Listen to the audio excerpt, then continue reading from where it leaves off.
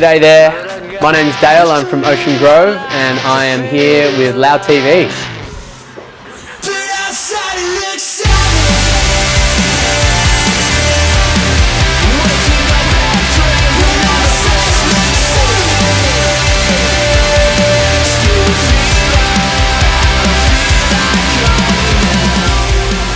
Yeah, there were times where we were driving through on the way to Canberra and through New South Wales, where a lot of the fires had torn through the countryside, and at times it looked like we were in hell. You know, it was like all just cloudy and smoky and grey, and everything was dead, and it was sort of like it all of a sudden became very real, and you realise that we had people coming to the shows that.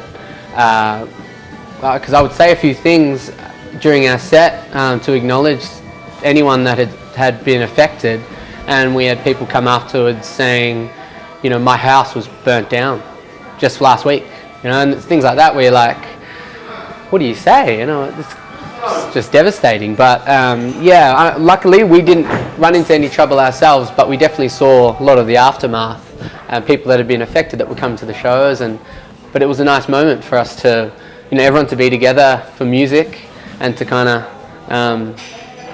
you know, soothe that that pain through music and being together in a community. So, yeah, that was definitely special.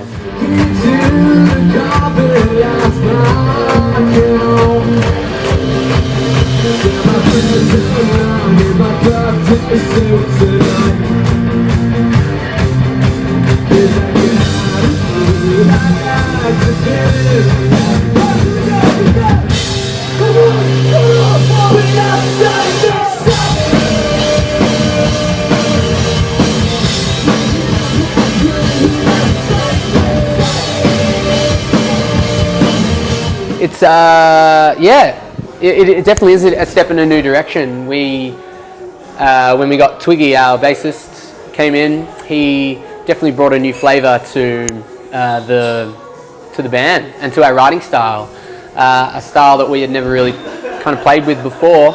But yeah, it was, I think, a long time coming. This is a style of music that I had always wanted to play for a long time, and Sunny was our first chance to really show people that we could not only do what we've always done, but to explore new territory and you know, take this kind of sound to big festival stages around the world. And it's a really good indication of a few other songs to be expected on the album and certain style that can be expected on the album.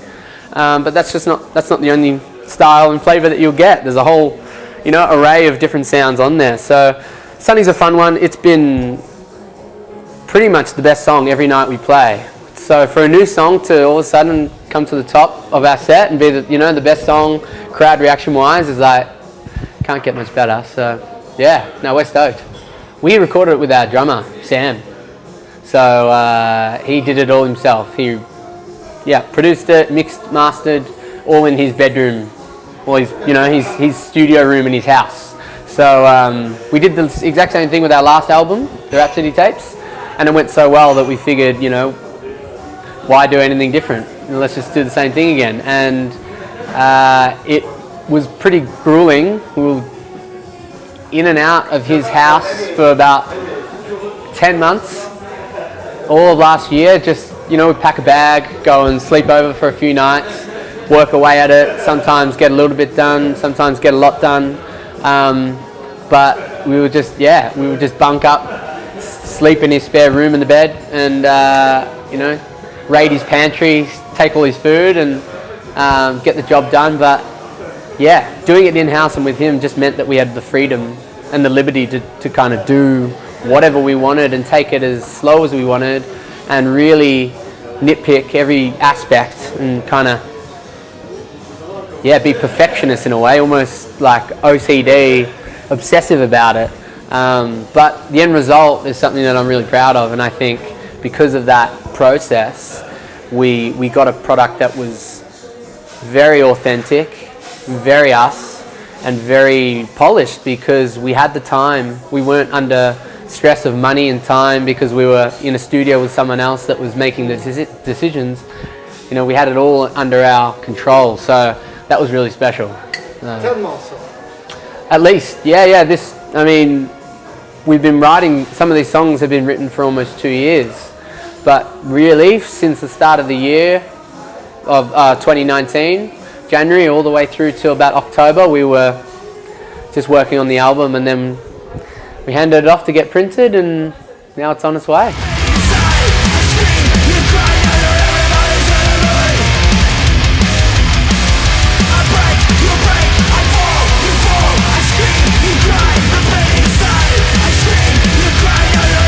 Yes, but you could also say it's a more metal album, it's a more electronic album, it's a more anything album. I think it's just bigger in all aspects, you know. It might have more rock elements, but I think there's still a lot of heavy moments there for our heavy listeners, you know. There's at least 4 or 5 songs that are just as heavy as songs that were on our last album. And we'll play a new song tonight, 1,000 Golden People, that you'll hear, and that's a good example of, you know, similar to our single Junkies, where, yeah, we've still been using that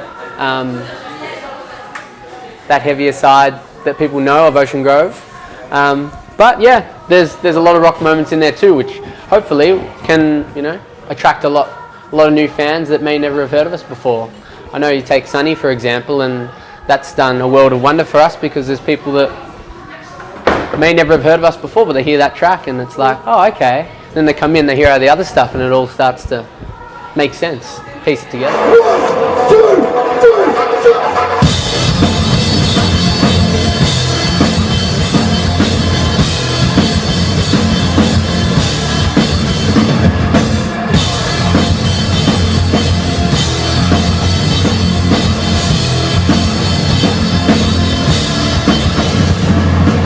What's the deal? Yeah. Well, yeah, it kind of came to us one night.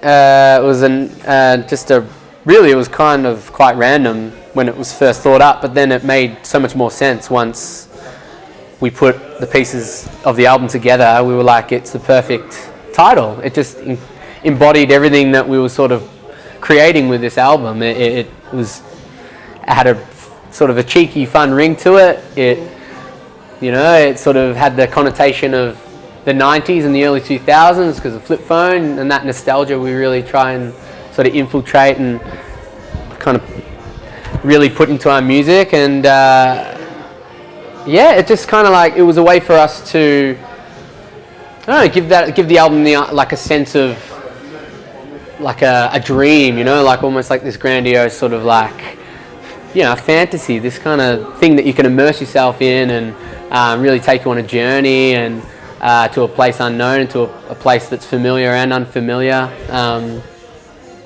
But, you know, no need to overthink it. It's just a cool title, and why not? So we try and steer clear of cliches as much as possible. I mean, to be original nowadays is quite difficult, but to do your best is like really all you can do. We take influence from a lot of different areas in our music and our style and the way we create our videos, but we do it all DIY and all in-house with our videos and everything. We curate it ourselves, so we're always at the, you know, control panel in the driver's seat when it comes to everything, when it comes to our music and our art. So I think in that way we're able to kind of really just keep hold of making sure nothing does go into that cliche sphere, you know. Anytime it does, someone's sort of at your back shoulder being like, oh, don't know about that, like, that's pretty shit, like, fuck that off. But for the most part, it's just striving to try and do something different. And if it comes across that way, then that's a great result. But we're just trying to be authentic and do something new, and whatever comes in our little monkey brains and splurts out onto a page, like that is what it is.